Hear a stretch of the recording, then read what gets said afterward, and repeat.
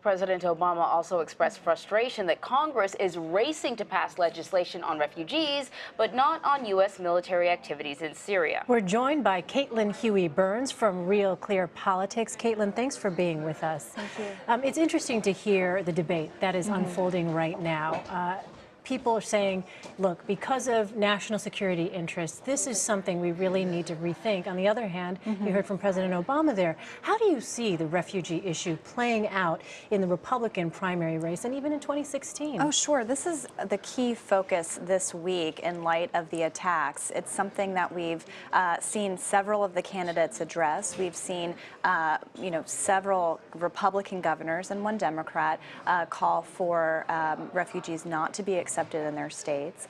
And the Republican candidates have really in unison called for at least a halt on bringing refugees to the United States. There has been a difference, however, among them in terms of tone and rhetoric. We've seen Ted Cruz say, only Christian refugees should be allowed. Then we have Jeb Bush saying, well, we should focus on those, but it's kind of against our principles to deny refugees. And then you have kind of a mix in the middle. Yeah, and the president certainly used some interesting language criticizing GOP candidates, saying that in the speech that he did in the Philippines, saying that they were afraid of widows and orphans. Let's just listen to a little bit of what he had to say.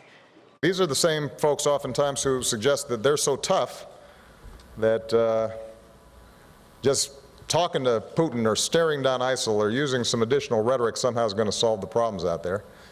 But apparently they're scared of widows and orphans coming into the United States of America as part of our tradition of compassion. First they were worried about the press being too tough on them during debates. Now they're worried about 3-year-old orphans. That doesn't sound very tough to me. So what do you make of President Obama's criticism? Well, to your question earlier about how this might play out in the general election, I think we're seeing the lines divided here. Hillary Clinton this week took a similar approach, blasting Republicans for their rhetoric on this issue. So I think we're going to continue to see this divide. And of course, we have Congress now addressing this issue. So I'm interested to see how the Democrats in Congress respond when this comes up for actual votes. I think it's interesting because when you hear from some of the people who are in leadership positions who are opposing this idea of having these Syrian refugees come in, they will say, we are simply representing the will of the people. The people whom we represent are against this idea. Do we have a sense, Caitlyn, where the public really does fall on this issue? That's a great question. Polling is mixed nationally.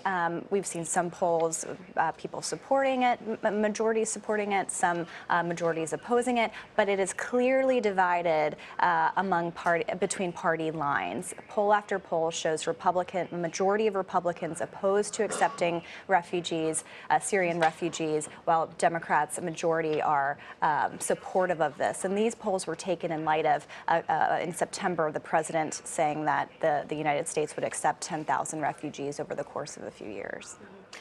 Shifting back to how Paris is going to impact the primary race, does this sort of rhetoric, this talk, does it help somebody like a Donald Trump because it's sort of right in his lane, or perhaps somebody more like a Jeb Bush because people maybe start to move away from that over-the-top rhetoric? Right. That is the key question heading into these primaries, I think, whether voters look at the situation in Paris and the threats globally and in the United States as whether they take that as, okay, we need someone who has experience, who has foreign policy credentials, who can address these kinds of issues, or if they're looking at the current administration's response, thinking that's not enough, they want someone, as the president even said himself, more bellicose, more adamant about this. So that remains to be seen. But certainly Trump is taking this to his advantage, upping that rhetoric, and Jeb Bush is also taking this to his advantage. Today he'll give a speech at the Citadel where he'll point to the need for long-term experience in handling this issue. So that is a really key question. We'll see in polling. We haven't really seen changes in the polls yet. Debate is far from over. All right, Caitlyn Huey-Burns, thank you so much for that. Thank you.